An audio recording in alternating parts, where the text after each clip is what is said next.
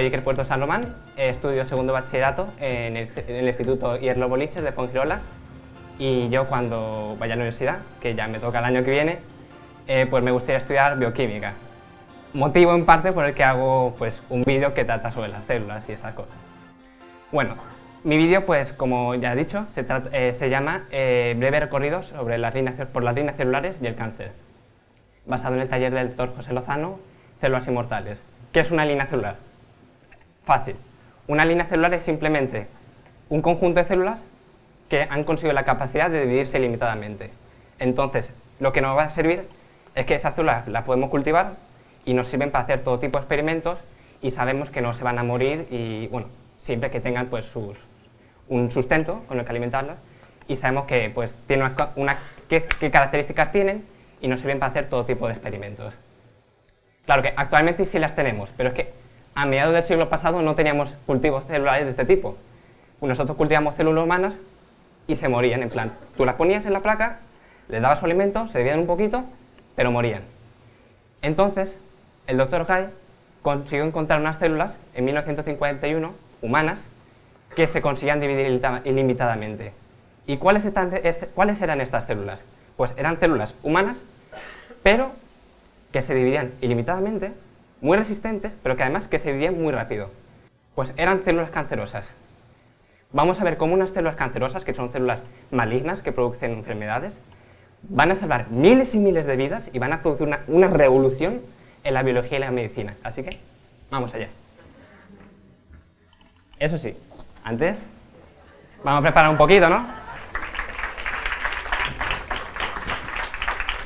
Ahora mejor, ¿no? Venga.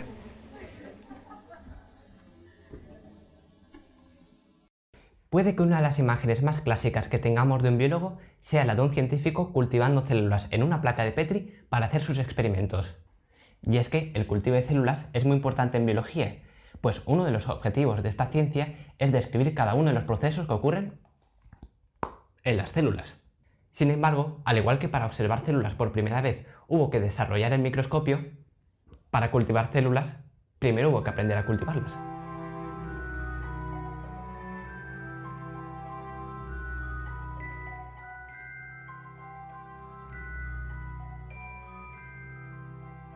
Cultivar bacterias en el laboratorio no es difícil, simplemente hay que inocular las bacterias en una placa de Petri con un medio de cultivo que disponga de suficientes nutrientes, y éstas comenzarán a multiplicarse, intentando ocupar todo el espacio libre del recipiente. Es tan sencillo como poner la mano sin lavar sobre una placa con medio de cultivo y empezarán a crecer una infinidad de microorganismos en esta. Pero si queremos hacer investigaciones médicas, necesitamos cultivar células animales, preferentemente humanas, o de otros mamíferos. El problema es que estas células solo son capaces de dividirse durante un tiempo limitado, pues a los pocos días dejan de proliferar. Esto es debido a que estas células pasan por el proceso de senescencia celular replicativa.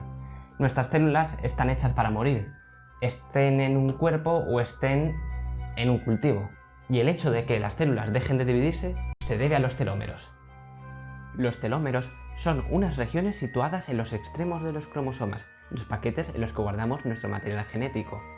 Cuando los cromosomas se duplican para luego poder repartirse entre las dos células hijas, los telómeros se acortan. Si los telómeros se hacen demasiado cortos, empieza a perderse información genética necesaria para el normal funcionamiento de la célula. Cuantas más veces se haya dividido una célula, más cortos serán sus telómeros, hasta llegar a un punto en el que el cromosoma quede desprovisto de sus telómeros. Es en este momento cuando la célula deja de reproducirse y muere. Claro que a mediados del siglo pasado todo esto se desconocía, y el problema de cultivar células humanas que se dividieran continuamente trajo de cabeza a numerosos científicos. Algunos hasta creían que sería imposible el cultivo de estas células, pero otros lo intentaban sin ceder al desánimo. George Otto Guy era uno de ellos, y en 1951 lo consiguió. George Otto Guy trabajaba en la Universidad Johns Hopkins y para sus investigaciones recibía muestras de células humanas procedentes de biopsias realizadas en el hospital homónimo. Guy intentaba cultivar estas células sin resultados alentadores hasta que recibió una muestra muy especial. Esta muestra procedía de Henrietta Lacks, una mujer de 30 años que había acudido al hospital Johns Hopkins tras sentir una serie de molestias y a la que posteriormente se le diagnosticó un cáncer de cuello de útero bastante agresivo. Guy cultivó estas células como cualquiera de las otras que había cultivado y descubrió que estas no paraban de dividirse. Eran capaces de reproducirse ilimitadamente si disponían del alimento y las condiciones adecuadas. Había nacido la línea de células HeLa. Henrietta Lacks' cells began to do what Guy had dreamed of. They started to grow in his laboratory. This is the film he took of their first week's growth. Una línea celular inmortalizada es un conjunto de células extraídas de un organismo pluricelular que han conseguido la capacidad de dividirse ilimitadamente, ya sea por mutación o por otros procesos. Esta capacidad permite que puedan ser cultivadas en laboratorio durante largos periodos de tiempo, lo que las hace muy útiles como modelos para emplear en todo tipo de experimentos. La creación de la línea de células HeLa en 1951 supuso un antes y un después en la investigación médica y biológica. Desgraciadamente, para aquel entonces, Henrietta Lacks había fallecido, y su familia no supo nada sobre esta línea de células hasta 1975, lo que traería una serie de problemas éticos y legales. Pese a todo, Henrietta hizo una contribución de valor incalculable para la ciencia. Sus células se han usado para todo tipo de experimentos con los que hemos ampliado nuestro conocimiento sobre diferentes campos como la polio, el SIDA, el cáncer o los efectos de las radiaciones sobre las células. Posteriormente, a raíz de la creación de la línea de células HeLa, fueron desarrollándose nuevas líneas celulares como la 3T3 de fibroblastos de ratón, la MDCK de células de riñón de perro o la HEK293 de células de riñón humano, entre otras. Ahora bien, ¿qué es lo que hace a las células cancerosas ir más allá de los límites y reproducirse infinitamente? El cáncer se origina cuando mutan ciertos genes de una célula.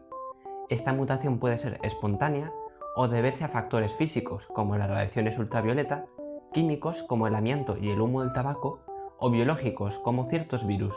Los genes mutados que pueden originar un cáncer son los protoncogenes y los genes supresores tumorales, que se encargan de regular el funcionamiento del ciclo celular. El ciclo celular representa las diferentes fases que atraviesa una célula desde que se forma, tras la división de una célula anterior, hasta que se vuelve a dividir para dar dos células hijas. Los protoncogenes estimulan que la célula avance por el ciclo celular. Nuestro ADN posee una media de 70 protoncogenes que, lejos de ser peligrosos, son necesarios para el correcto funcionamiento del ciclo celular.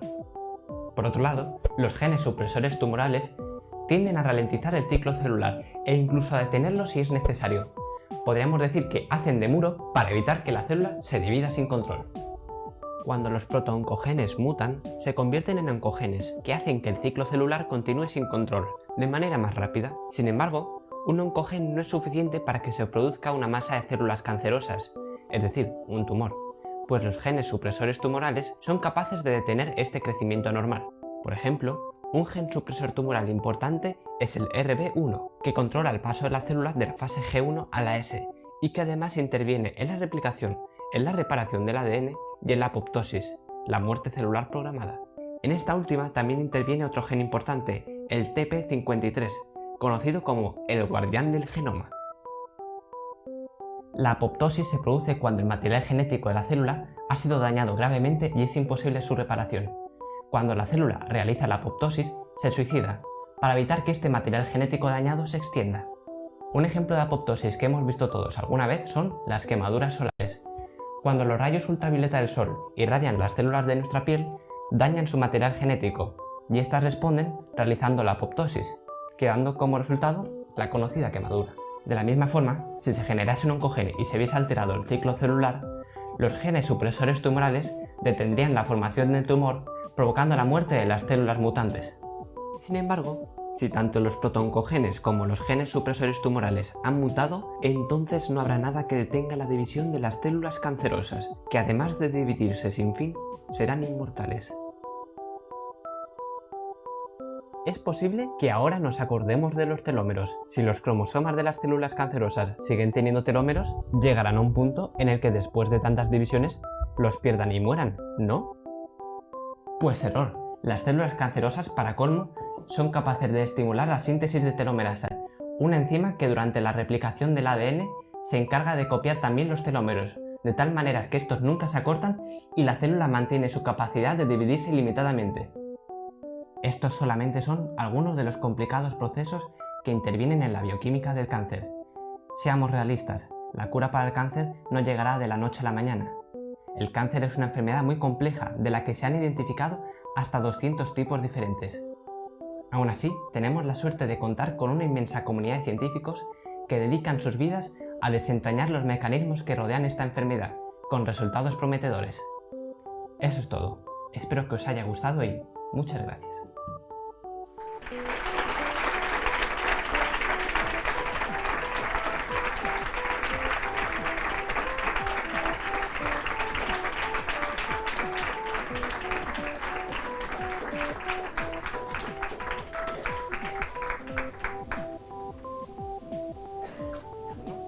Quisiera matizar dos de los principales logros que se han conseguido con las células HeLa.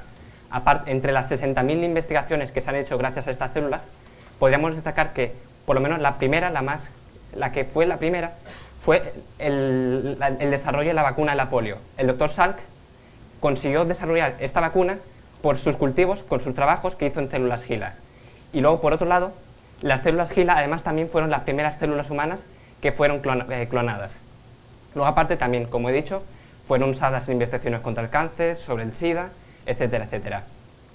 Bueno, pues antes, si no hay preguntas, pues yo sigo. Entre los avances estos que estaba hablando al final de los del cáncer, podemos mencionar que, aparte de lo que es la tradicional quimioterapia y la radioterapia, pues están desarrollándose, pues a lo largo de todos estos años, 20, 30 años, por ahí más o menos, se ha estado desarrollando lo que es la terapia de dirección, la terapia dirigida, que en vez de ser, digamos, así tan general, agresiva, se centra en utilizar medicamentos para, o bien, detener el crecimiento del tumor o bloquear ciertas enzimas de las células cancerosas. Entre los fármacos que tienen esta función están el imatinib, con el nombre comercial de Glivec, y el ibrutinib, con nombre comercial de Imbruvica. Entre otras investigaciones de esta línea está un campo que estudia la inhibición de la angiogénesis. Los tumores, cuando se forman, inducen la formación de vasos sanguíneos, que estos vasos lo que van a hacer es pasarle nutrientes para que el tumor crezca, y además con los vasos sanguíneos van a tener una vía para expandirse por todo el cuerpo. Si bloqueamos la angiogénesis, el tumor no tiene esos nutrientes y entonces no puede crecer, su crecimiento queda muy limitado. E incluso puede destruirse el tumor porque no tiene nutrientes. Y luego también el Centro Nacional de Investigaciones Oncológicas también está investigando una posible terapia para el cáncer, que es la inhibición de la síntesis de telomerasa. Como dijimos, el cáncer pues estimula la síntesis de telomerasa, pero si le cortamos esa vía, pues ya no pueden sintetizar esa telomerasa, pierden los telómeros y entonces ya no tienen esa capacidad de dividirse ilimitadamente, lo cual puede ser pues otra forma de terapia contra el cáncer. Pero todavía falta investigar. Todavía solamente hay ensayos con ratones y todavía pues queda. Y por otro lado, posiblemente una de las terapias más prometedoras actualmente sea la inmunoterapia, que consiste en ayudar al sistema inmunitario para que él combata lo que son el tumor, las células cancerosas. Por ejemplo, una de estas terapias consiste en el uso de anticuerpos monoclonales, que estos son como estos anticuerpos fijan las células cancerosas y es como una señal hacen de señal para que los linfocitos, los glóbulos blancos, puedan atacar el cáncer, porque muchas veces el cáncer puede proliferar porque es que los glóbulos blancos no pueden atacarlos, porque como que no los detectan. Y luego, bueno, los fármacos que se utilizan en inmunoterapia, pues el principal es el Keytruda, cuyo nombre de la molécula es el pembrolizumab, si no me equivoco, es un nombre así un poco trabalenguado. Y bueno, pues ese antibiótico lleva un tiempo conocido, pero estos últimos años ha tenido cierta repercusión porque se han descubierto nuevas formas de usarlo. Sin embargo, pues en cuanto a la inmunoterapia, se estima que a lo mejor dentro de 10 años puede ser una terapia alternativa a la radioterapia o a la quimioterapia. Dicho esto, pues, ¿alguna preguntilla más? Pues nada, Lo dicho, muchas gracias y espero que os haya gustado.